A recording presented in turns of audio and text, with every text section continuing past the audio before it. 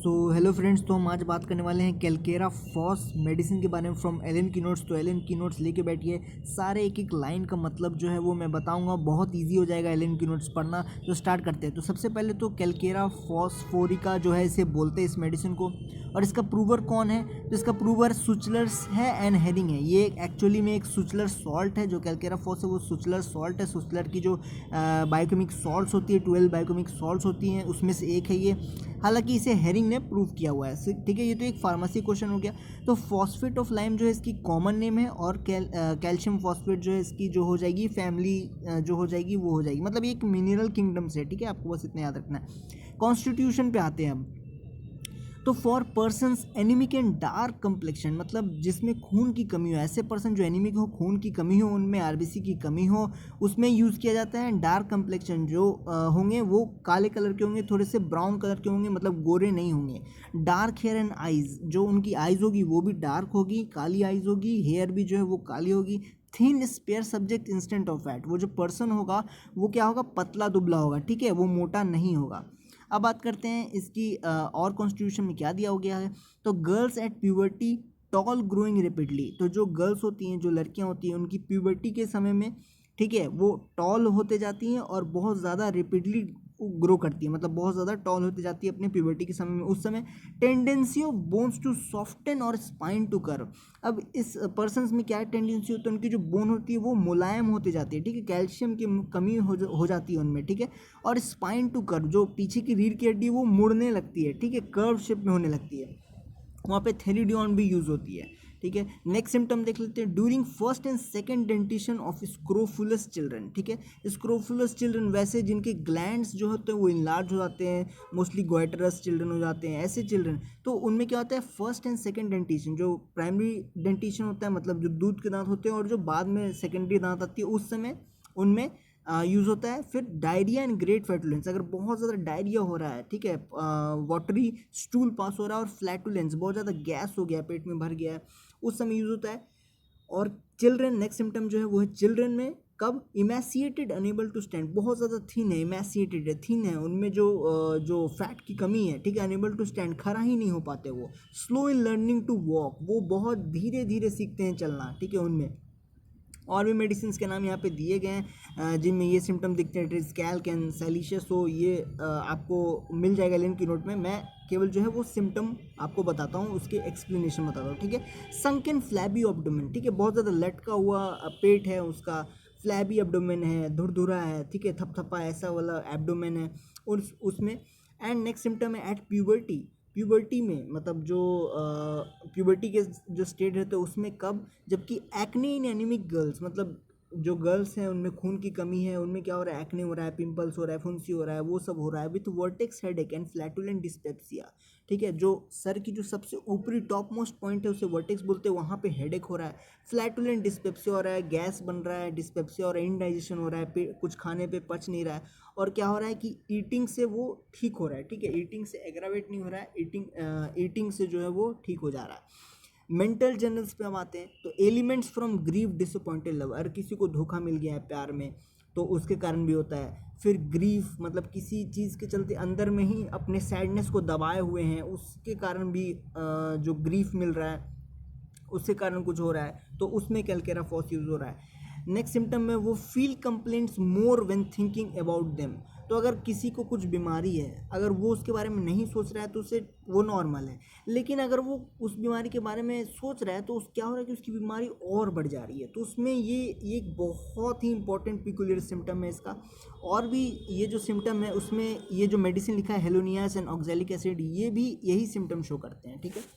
Involuntary saying में Ignatia use होता है। इनवॉलेंट्री साइंग मतलब क्या, ऐसे ऐसे अगर कोई बार बार इनवॉलेंट्री, मतलब अपना जानबूझ के नहीं, अपने आप उसका होते जा रहा है, ऐसे अगर बार बार वो साई कर रहा है तो उसमें कैलकेरा फॉस जो है वो मेडिसिन काम करता है। नेक्स्ट सिम्टम देख लेते हैं, हेड पे आते हैं, रेचेसिस में। रेचेसिस मतलब क्या होता है, सिंपली मैं बता देता हूँ कि जो स्पाइन होती है उसकी टेंडेंसी हो जाती है कर्व होने की, ठीक है, सॉफ्टन होने की, वही एक तरह से रेचेसिस हो जाता है, जो पीछे बताया गया है। Cranial bones thin and brittle, जो माथे जो स्कल बोन्स होते हैं वो क्या होते हैं, पतले हो जाते हैं, टूट जाते हैं जल्दी, ऐसे टूटने वाले उनकी उसकी टेंडेंसी हो जाती है, ब्रिटल हो जाते हैं, ठीक है, कड़े हो जाते हैं, जो जल्दी टूट जाते हैं। Front nails and sutures remain open too long. तो फ्रंट नेल्स क्या होता है, जो बच्चे होते हैं ना, न्यू बॉर्न बेबी होते हैं, उनके जो स्कल के जो पार्ट्स होते हैं वो सॉफ्ट सॉफ्ट होते हैं, तो उन्हें फ्रंट नेल्स कहते हैं, ठीक है। तो उनमें बहुत सारे जो छेद होते हैं, सुचर्स होते हैं, ठीक है, जो एनाटॉमी में आप देखे होंगे बोन्स में जो सुचर्स प्रेजेंट है वो क्या होता है, वो रिमेन ओपन टू लॉन्ग, वो खुले खुले रह जाते हैं, बहुत दिनों तक खुले रह जाते हैं, ठीक है। या फिर क्या हो सकता है कि वो क्लोज होते हैं लेकिन वापस से खुल जाते हैं, वो सुचर्स, वो ओपनिंग्स जो है फ्रंट नेल्स में, स्कल बोन्स में, क्रेनियल बोन्स में, जो भी आप बोल सकें उसमें। डिलेड और कॉम्प्लिकेटेड टीथिंग, अगर किसी का जो है वो दांत नहीं आ रहा है, डिले हो रहा है या फिर बहुत दिक्कत हो रहा है, टीथिंग प्रॉब्लम हो रहा है, उसमें यूज़ किया जाता है। हेडेक ऑफ स्कूल गर्ल, जो गर्ल्स जो है वो स्कूल जाती हैं, उनमें अगर हेडेक हो रहा है स्कूल जाने के कारण, उसमें डायरिया अगर हो जा रहा है उनमें। Non union of bones promotes callus, तो अगर कोई जो बोन है, बोन टूट गया, फ्रैक्चर हो गया, नहीं जुड़ रहा है, तो उसमें कैलकेरा फोर्स बहुत इफेक्टिव है एंड प्रोमोट्स कैलस, ठीक है। कैलस मतलब क्या होता है, डिपोजिशन, डिपोजिशन हो जाता है कुछ फाइबर्स का, किसी भी चीज़ का, वो कैलस डिपॉजिट होने से क्या होता है कि बोन्स का जो है वो यूनियन होने लगता है, ठीक है। अब गैस्ट्रोइंटेस्टिनल सिस्टम पे आते हैं, तो oozing of body fluids from naval of infant, जो नाभि होती है ना, बच्चों की नाभि होती है, वहाँ से क्या होता है कि बॉडीली फ्लूइड्स, कोई किसी भी तरह का फ्लूइड जो वो ऊज आउट होते जाता है, निकलता है, ऐसा लगता है, ठीक है, जो नाभि से कुछ कुछ निकलते रहता है, ठीक है। अगर यूरिन निकलता है, ठीक है, urine, oozing out of urine, यहाँ पे यहाँ बॉडी फ्लूइड लिखा है क्योंकि वो नाभि में है, लेकिन अगर ऊजिंग आउट ऑफ यूरिन हो रहा है तो हायोसिमस दिया जाता है। At every attempt to eat colicky pains in abdomen, अगर कुछ भी खाने, जैसे ही हम लोग खा रहे, अटेम्प्ट कर रहे खाने का, बस एब्डोमेन में जो वो पेन स्टार्ट हो जाता है, दर्द स्टार्ट हो जा रहा है, उस समय दिया जाता है। फिस्टुला इन है, फिस्टुला क्या होता है, जो एनल रीजन में एक टनल जैसा, पाइप जैसा बन जाता है, उसे ही फिस्टुला बोलते हैं, बहुत पेनफुल होता है। उसके बारे में आप पैथोलॉजी वगैरह में जान जाएंगे, लेकिन सिंपली वही है, फिस्टुला एक टनल बन जाता है एनल रीजन में, जिसके कारण बहुत ही ज़्यादा दर्द होता है, फिस्टुला। तो इन एनो, ठीक है, इन एनस में alternating with chest symptom, fistula के साथ क्या होता है कि चेस्ट का मतलब छाती का कोई भी सिम्टम हो रहा है, दर्द हो रहा है, फिर किसी तरह का हो रहा है, अल्टरनेट कर रहा है, पहले फिस्टुला हो रहा है फिर छाती का दर्द हो रहा है, या फिर छाती का दर्द हो रहा है या फिर छाती से रिलेटेड प्रॉब्लम हो रहा है, देन फिस्टुला हो रहा है, ऐसे ऐसे अल्टरनेट कर रहा है, तो उसमें यूज़ किया जाता है। वहाँ पे एक और मेडिसिन है, बर्बेरिस। फिर लैक ऑफ एनिमल हीट, अगर बॉडी में हीट का कमी हो जा रहा है उसमें भी। फिर कोल्ड स्वेट, अगर जो पसीना छूट रहा है वो ठंडा ठंडा छूट रहा है। And general coldness of body, जो बॉडी है वो ठंडा पड़ा हुआ है, ठीक है, उसमें गर्म नहीं है। यहाँ देखिए, lack of animal heat, heat नहीं है बॉडी में, ठंडा पड़ जा रहा है वहाँ पे। डायरिया में बहुत इफेक्ट। तो अब आते हैं इसके बैक एंड एक्सट्रीमिटीज़ पे। तो स्पाइन वीक, जो पीछे की जो रीढ़ की हड्डी होती है, स्पाइनल कॉर्ड होती है, जो स्पाइनल जो वर्टिब्रास होती है वो वीक होने लगती है। डिस्पोज टू कर्वेचर, मुड़ने लगती है कैल्शियम की कमी से, especially to the left, left तरफ में मुड़ने लगती है। अनेबल टू सपोर्ट बॉडी, अब वो मुड़ने लगेगी, स्पाइन वीक हो जाएगा तो क्या होगा, बॉडी जो है वो सपोर्ट नहीं हो पाएगा वो स्पाइन से। नेक वीक, अब स्पाइन वीक हो रहा है तो ऊपर का जो सर्विकल है वो भी वीक हो जाएगा। नेक वीक हो जाएगा तो क्या होगा, हेड को सपोर्ट नहीं करेगा। एक और मेडिसिन है एब्रोटेन, उसमें भी सेम सिम्टम्स आते हैं। रूमेटिज्म ऑफ कोल्ड वेदर, तो जैसे ही ठंडा आएगा, विंटर आएगा, तो पैरों में या फिर जॉइंट्स में जो है वो स्वेलिंग आ जाएगा, रूमेटिज्म हो जाएगा। Getting well in spring and returning in autumn, क्या होगा कि अब कोल्ड वेदर में रूमेटिज्म हुआ, कुछ दिन बाद जब स्प्रिंग आएगा मार्च में तो वो ठीक हो जाएगा। And then returning in autumn, मतलब ऑटम में लगभग अक्टूबर के आसपास, सितंबर के आसपास वापस से रिटर्न हो जाएगा, और कोल्ड वेदर में वापस रूमेटिज्म ज़्यादा हो जाएगा। Now next coming to the its modalities. So aggravation कब और बढ़ेगा कब, प्रॉब्लम्स, तो exposure to damp cold changeable weather, मतलब भीगा जगह पे वो ज़्यादा एग्रावेशन होगा, कोल्ड ठंडा जगह पे होगा, चेंजेबल वेदर, जैसे ही वेदर चेंज होगा, ऑटम से विंटर, विंटर से समर जो ऊपर लिखा हुआ था, रूमेटिज्म हो जाता है, वैसे ही चेंजेबल वेदर में बढ़ जाएगा। ईस्ट विंड्स, ठीक है, ईस्ट विंड से होगा। मेल्टिंग स्नो, ठंडा जगह तो कोल्ड से तो एग्रावेशन हो रहा है, तो मेल्टिंग स्नो भी क्या हुआ, कोल्ड ही हो एक तरह से। मेंटल एग्जर्शन, ज़्यादा दिमाग लगाना, ज़्यादा माइंड यूज़ करना, उससे भी होगा। एमुलेशन कब अच्छा लगता है, इन समर में, समर में प्रॉब्लम्स ठीक हो जाता है। फिर वार्म ड्राई एटमॉस्फेयर में, जहाँ पे कहीं भी कोल्डनेस ना हो, जहाँ पे ड्राइनेस हो, वेटनेस ना हो, उस जगह पे एटमॉस्फेयर पे ठीक हो जाता है, एमुलेशन हो जाता है, अच्छा लगता है, बेटर फील करता है patient. Coming to its relations, तो ये कम्प्लीमेंट्री है रूटा के साथ, यानी कि रूटा और इसका जो है वो फॉलो कर सकता है, एक साथ दे सकते हैं, कम्प्लीमेंट्री जो है इसके एक्शन को कंप्लीट करता है रूटा।